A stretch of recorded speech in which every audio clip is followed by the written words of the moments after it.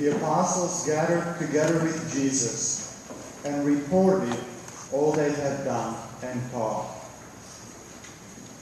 What is interesting about this incident is that Jesus already knew what they had done and taught. He is the Son of God.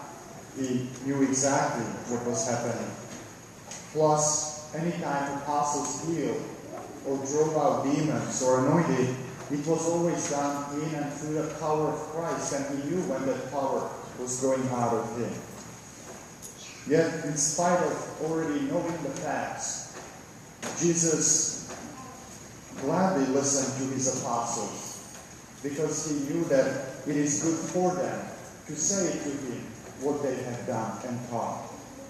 It is beneficial for them to vocalize, to kind of take an ownership of their deeds, perhaps even failings as well. Because that way they will see clearly what they have done, perhaps how they use those gifts that God has given to them. And that's why Jesus wanted them to report to him. So same way for us as well.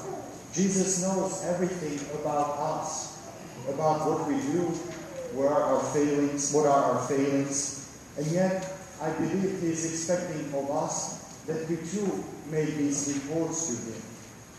Apostles were roughly a year or so with Jesus, and when they made their report, we might consider it to be like a midterm report.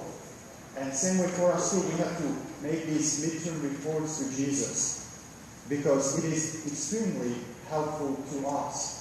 By telling to Jesus what we are doing and teaching others to do, it helps us to realize in much greater detail what is it that we are doing. It helps us to take responsibility, and it helps us to see clearly the picture that is emerging. So practically speaking, what would be a good time for us to make these reports to Jesus? Many spiritual writers recommend that we would do this at the end of the day.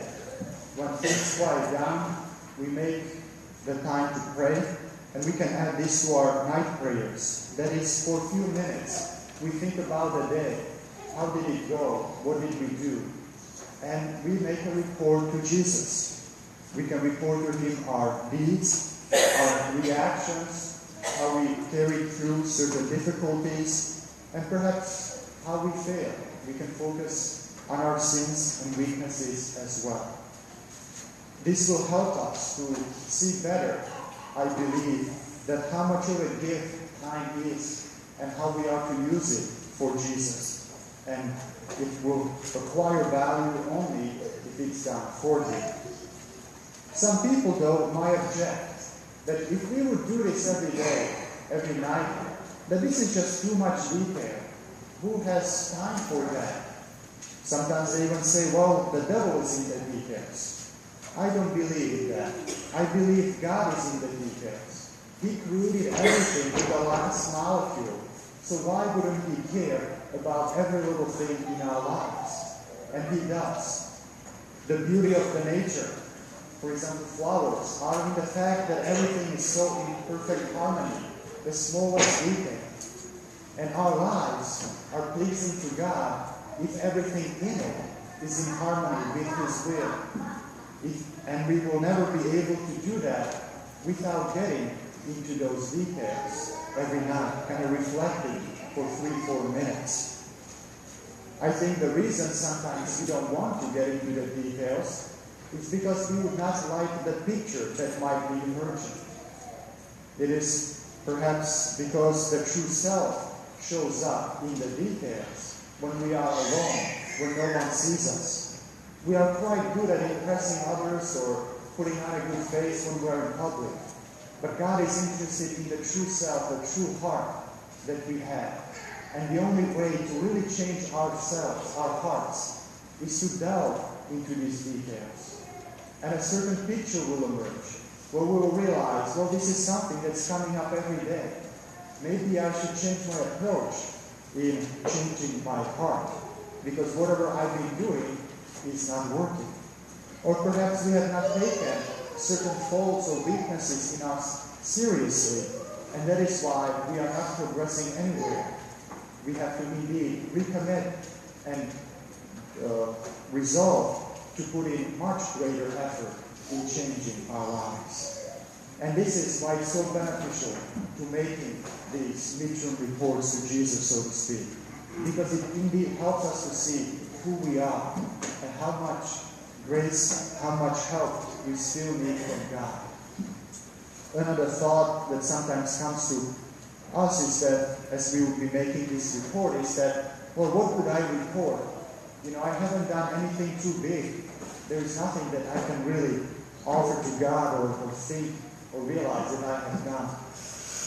For God, there is no difference whether someone does a big deed or a small deed. The only difference for God is love. Because there is little love and there is great love.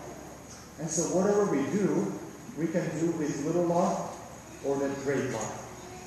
We can build a church for God, but if it's done with little love, it will have little value. If we do the smallest things, just remaining faithful to our vocation, to the duties that seem so insignificant, but if we do it with great love, it has extremely great value. It will contribute to our glory in heaven. So let us focus on that. That's what God is looking for. Can we go through the daily life with that great love in our hearts? Let us not accept the society's thinking where everything is measured by numbers and charts. God is looking for that love, because that love is what transforms us and transforms the world. As a little side note, that it is not only at night that we make these midterm reports, but anytime we go to confession, in some sense we are reporting to Jesus. The focus is a little bit on the sins, obviously, because it's confession, but it still helps us to see and realize what is the path I still need to choose in order to avoid these sins in the future. Like the apostles, we too have been with Jesus for quite some time. We have been baptized. We are frequenting the sacraments. We have listened to Him when we read the Scriptures. And we are also sent by Jesus into the world to spread the good news, spread the message of God's mercy, forgiveness, and love. And so we are too, like the apostles, asked to offer these reports to Jesus. So let us do that. Let us offer Him these reports. And as we make these reports, may they get better and better every day, because we never know when one of these midterm reports will become a final one.